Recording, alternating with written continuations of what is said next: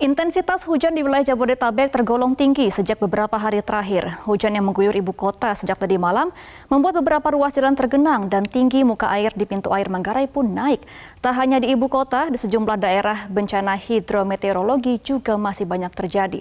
Sampai kapan cuaca ekstrim terjadi di tanah air? Melalui televideo kita telah tersambung dengan Kepala Badan Meteorologi, Klimatologi, dan Geofisika atau BMKG, Ibu Dwi Korita Karnawati. Selamat siang, Ibu Dwi Korita. Oke, Ibu Dwi Korita boleh di-unmute dulu Zoom-nya?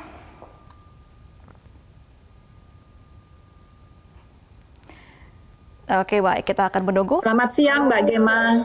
Selamat siang, Ibu Dwi Korita. Waalaikumsalam. Ibu Dwi Korita, sampai saat ini intensitas hujan masih tinggi di Jabodetabek dan juga di sejumlah wilayah di tanah air. Sampai kapan kira-kira cuaca ekstrim ini masih akan terjadi? Ya, jadi peringatan dini sebetulnya kami keluarkan pada tanggal 22 Februari yang lalu, berlaku hingga 28 Februari. Sehingga kami memprediksi ini akan masih terus berlangsung hingga 28 Februari. Kenapa demikian? Karena kami mendeteksi sejak sebelum 22 Februari adanya seruak udara dingin dari arah dataran tinggi di Asia yang disertai dengan arus lintas ekuatorial, dan hal tersebut mengakibatkan meningkatnya secara signifikan pembentukan awan-awan hujan, terutama di wilayah Indonesia bagian barat dan juga Jabodetabek.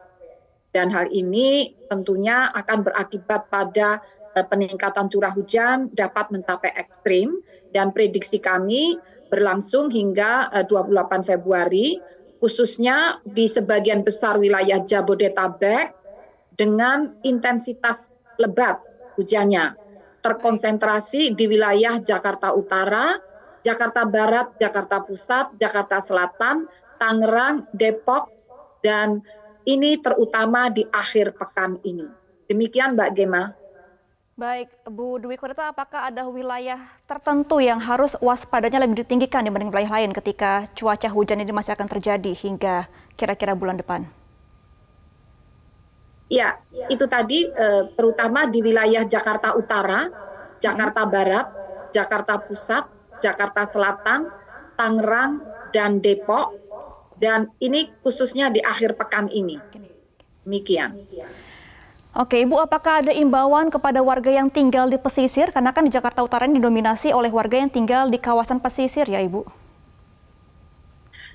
Iya, jadi pertama yang harus kita perhatikan, terus memonitor perkembangan informasi cuaca dari BMKG, baik meliputi cuaca yang terkait dengan curah hujan, juga gelombang tinggi, ini kawasan pesisir, juga apakah nanti ada peringatan dini tentang banjirop, itu kami akan selalu update. Jadi kemungkinan gangguan di wilayah pesisir itu selain hujan lebat, nah ini perlu di-tag selalu karena sangat dinamis ya perkembangannya.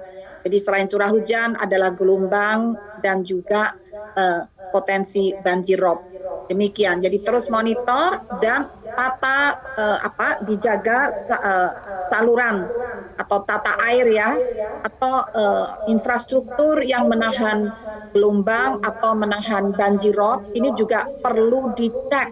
Jangan sampai ada yang rapuh atau terganggu kestabilannya sehingga apabila harus menahan arus atau gelombang ataupun hujan itu akan mudah roboh atau runtuh atau rusak. Demikian. Oke, untuk pengguna jalan, Bu Dwi Korita, apakah ada imbauan khusus? Karena kan ini disertai dengan angin kencang juga ya hujannya. Betul, angin kencang dan kilat petir di beberapa wilayah. Untuk pengguna jalan, sekali lagi, terus saja baik pengguna jalan atau yang akan melakukan penerbangan dan juga akan melakukan penyeberangan pelayaran, terus saja memonitor info BMKG. Di situ seluruh informasi update-nya sudah tersedia perkembangannya. Jadi kalau kita akan melalui jalan gitu ya, menggunakan jalan, kita lihat dulu kira-kira cuacanya bagaimana. Namun apabila di mana perlu mencari lokasi-lokasi yang relatif lebih aman, tidak sering tergenang, jauh dari bantaran sungai, demikian. Ya, Bu Dwi Korita, dengan cuaca ekstrim saat ini, hujan deras, kemudian juga angin kencang dan petir, apakah kemungkinan ketika beralih ke musim kemarau, ini akan keringnya juga ekstrim, Bu? Jadi begini, sebagaimana kami sampaikan perakiraan musim di akhir tahun lalu dan diulangi awal tahun ini, kemarau kali ini lebih kering dari kemarau 3 tahun berturut-turut yang lalu dibandingkan tahun 2020, 2021, 2022. Lebih kering karena pengaruh La Nina sudah netral dan mengarah ke El Nino lemah. Kemungkinan mengalami El Nino lemah sekitar peluangnya 50%.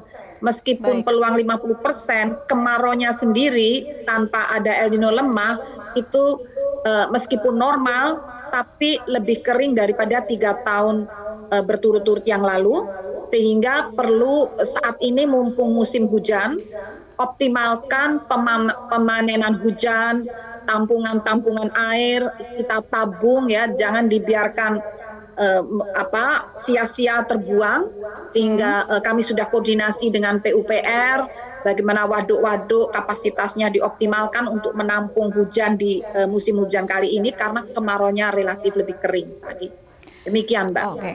Baik, berarti imbauan untuk masyarakat pada saat ini berhati-hati ketika di jalan karena adanya angin dan juga potensi petir, serta memanfaatkan air pada air hujan saat ini karena potensi kemarau akan lebih kering dibandingkan tahun-tahun sebelumnya. Terima kasih Ibu Dwi Korita Karnawati selaku Kepala BMKG. Selamat kembali beraktivitas, Bu Dwi Korita.